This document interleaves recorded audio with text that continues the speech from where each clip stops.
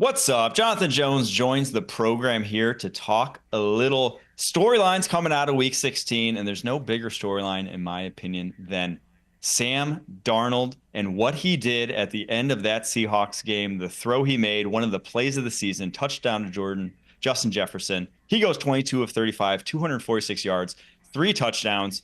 He's gone from what people may have called a game manager early on the season to a guy who's legitimately going out there and winning them football games. So, Jonathan, I want your opinion.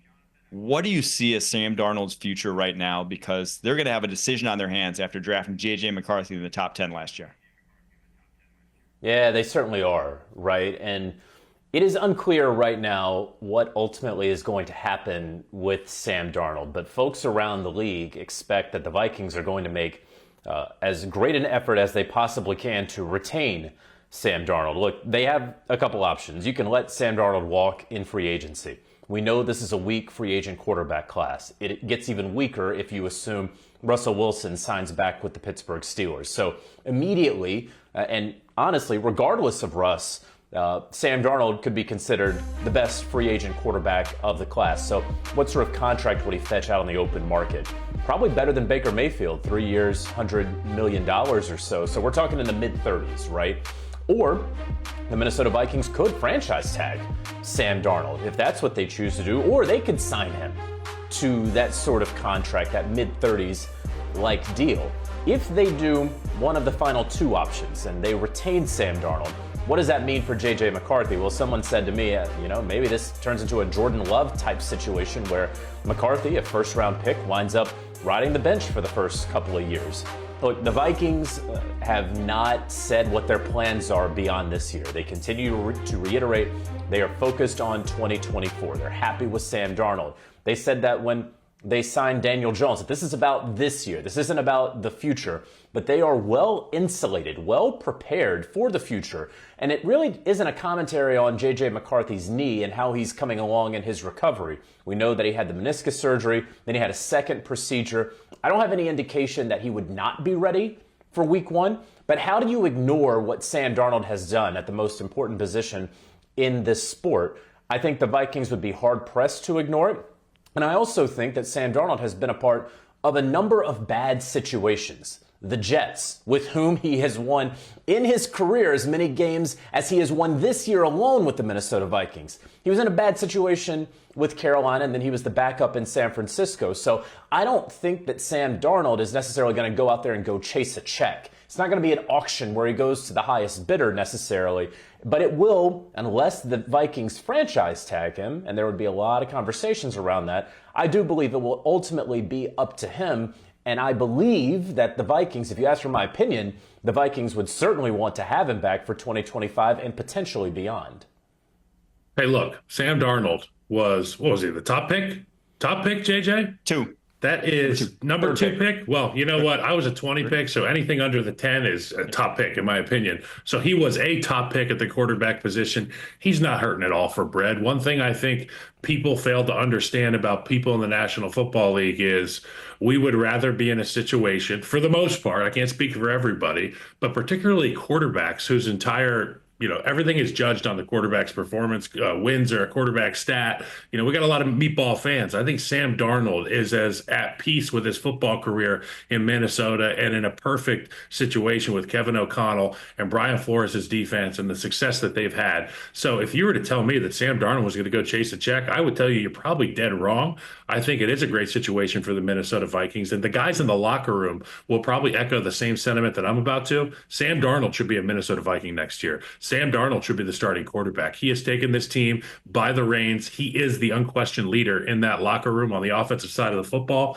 And I think having J.J. McCarthy is just it is what it is. It's a tremendous insurance policy. And you can say it's just like the Jordan Love situation and Aaron Rodgers. Sure, I'll give you that.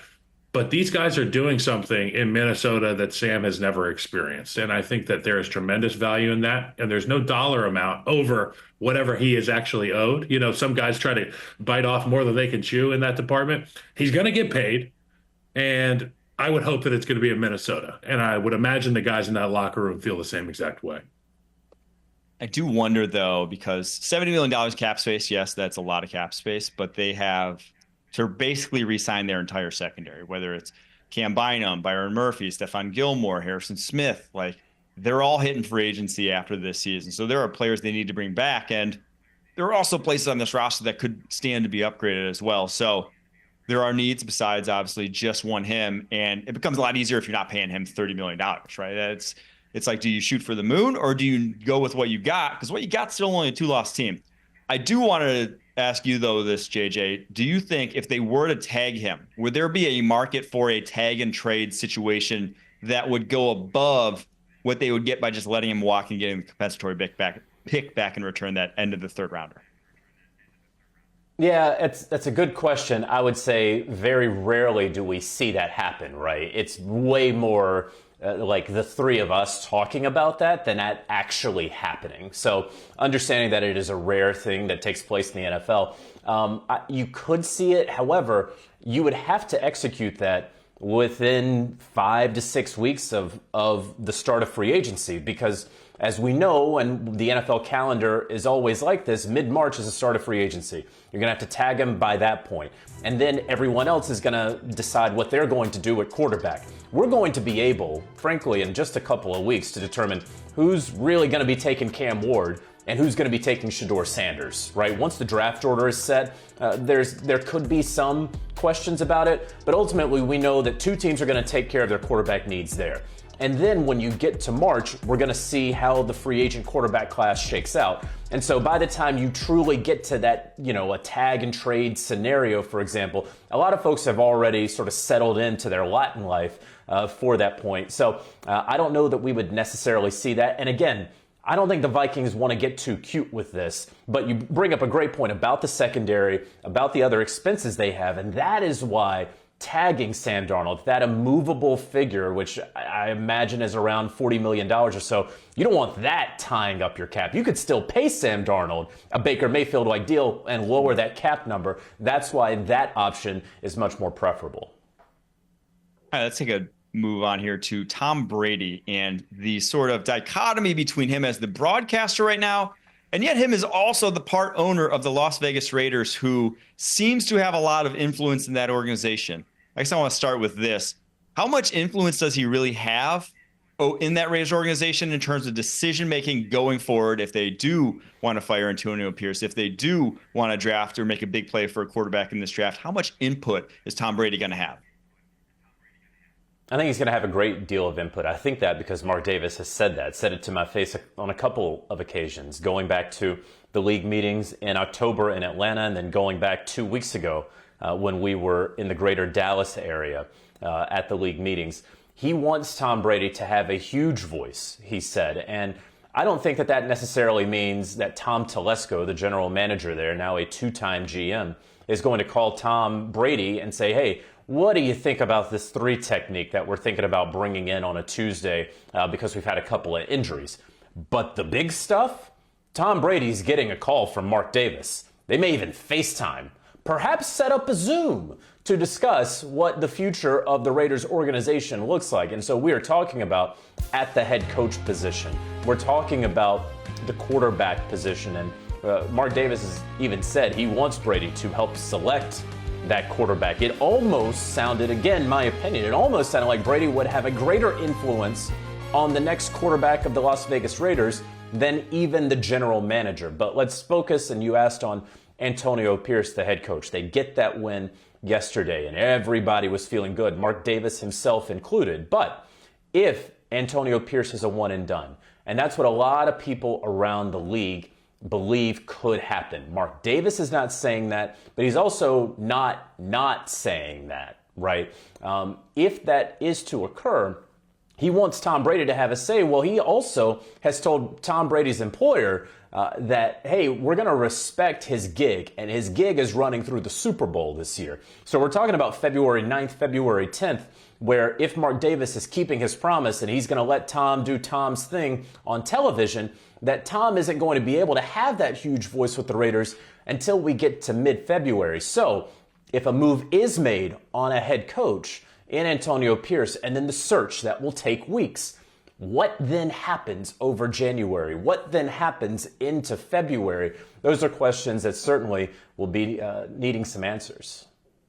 JJ, My take is that Tom Brady is as prepared as anybody in our business. And while many of us are waiting to see how this thing plays out with Fox's coverage of the Super Bowl and Tom Brady obviously going to be in New Orleans and be a huge part of that production, who's to say that Tom Brady didn't already tell Mark Davis what he wants at the before any of this stuff? And whether or not that's legal, I would just assume that a guy like Tom Brady has preferences. He probably feels no guilt or remorse about expressing them. And being that he is part of the ownership group with the Las Vegas Raiders, it would be almost common sense that Tom Brady would speak up almost immediately about what his thoughts are on the quarterback draft, the head coaching situation, big time roster moves, keystone type deals for your program.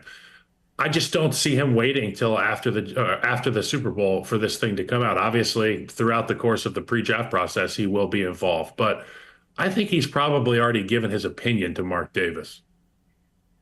All I'll say to cap this off here is that Brady, the Raiders, the NFL, they need to figure this out because on the broadcast, he is like terrified to make any waves, to say anything negative or have any sort of take on anything going on the football field. And it's just not worked out, in my opinion, the way Fox had hoped.